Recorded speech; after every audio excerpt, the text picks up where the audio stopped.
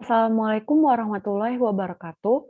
Perkenalkan, nama saya Azahra Nabila Wibirasya dengan NPM 2057051020. Saya dari kelas D, jurusan S1 Ilmu Komputer. Di sini saya akan menjelaskan jawaban saya dari tugas 1 pada mata kuliah Teori Bahasa dan Automata, yaitu tentang teori komputasi.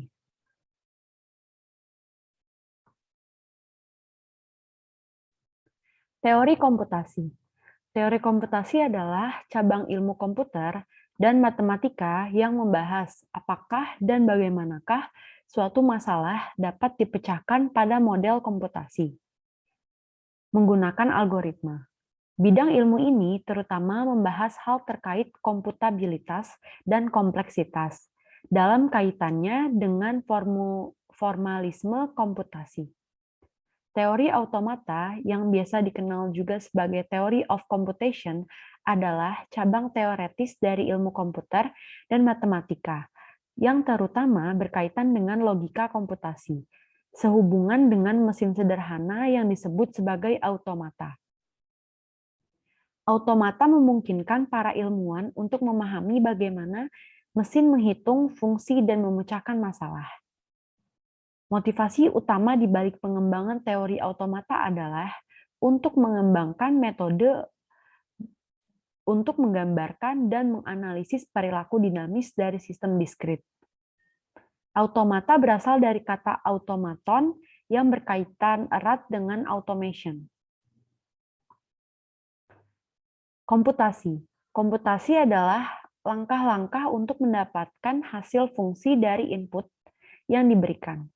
Segala sesuatu yang dapat dikomputasi dengan mesin disebut computable.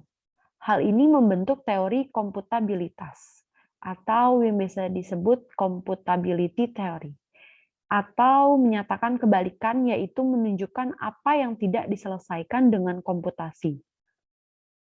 Komputasi sangat erat hubungannya dengan algoritma. Contoh, input, lalu proses, lalu output. Lalu contoh yang kedua, tabel basis data, lalu SQL, lalu hasil query. Lalu contoh yang ketiga, dokumen, lalu Google, lalu dokumen relevan dengan query. Komputasi modern memiliki ciri, yaitu ada 3. Yang pertama, sumber daya yang disediakan bersifat heterogeneus, atau terdiri dari berbagai jenis perangkat keras, sistem operasi, serta aplikasi-aplikasi lain. Yang kedua, komputer-komputer terhubung ke jaringan yang luas dengan kapasitas bandwidth beragam. Yang ketiga, komputer maupun jaringan tidak terdedikasi, bisa hidup atau mati sewaktu-waktu tanpa jadwal yang jelas. Ini adalah ada beberapa model komputasi. Yang pertama, finite state automata, atau yang bisa disebut FSA. Bentuk tunggal automaton, plural automata.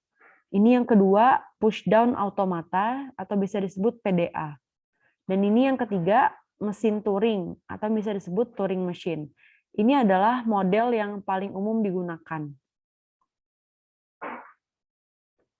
Mesin Turing. Mesin Turing ditemukan oleh Alan Turing. Alan mengimplementasikan konsepnya pada sebuah mesin yang diberi nama Turing. Model komputasi pada mesin Turing akhirnya digunakan menjadi model komputasi pada mesin komputer. Pada mesin Turing terdapat pita sebagai sel-sel penyimpanan yang dapat memuat informasi dalam jumlah state tidak terbatas dan dapat diakses pada bagian manapun dari pita.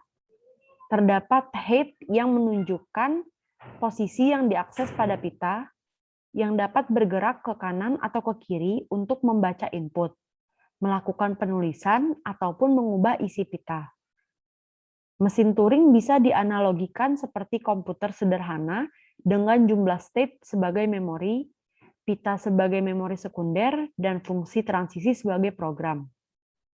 Mesin Turing digunakan sebagai model yang sesuai untuk menentukan apakah suatu fungsi dapat diselesaikan oleh komputer atau tidak. Bahasa reguler. Bahasa reguler adalah penyusun ekspresi reguler.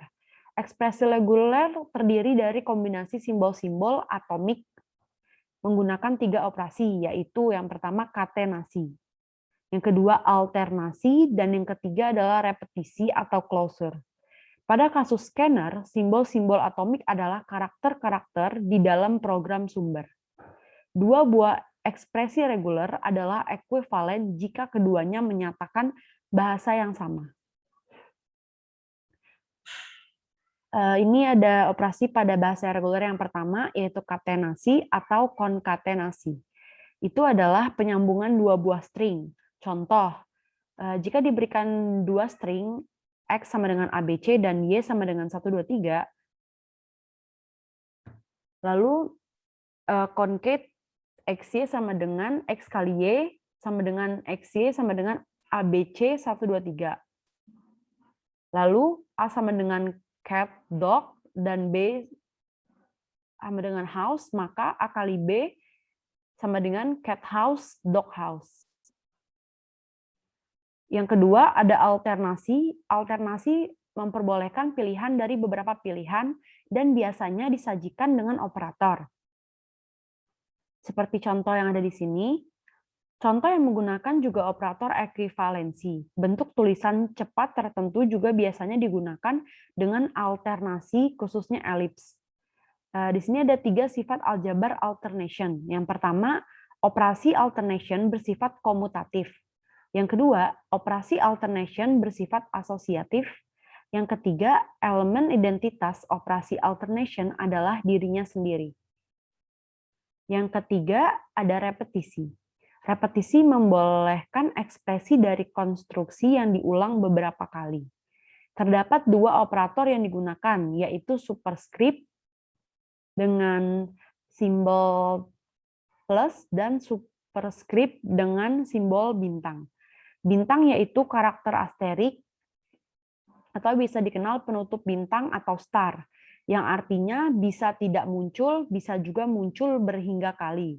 0 sampai dengan N, yaitu penutup plus atau positif closure, artinya minimal muncul 1 kali, 1 sampai dengan N.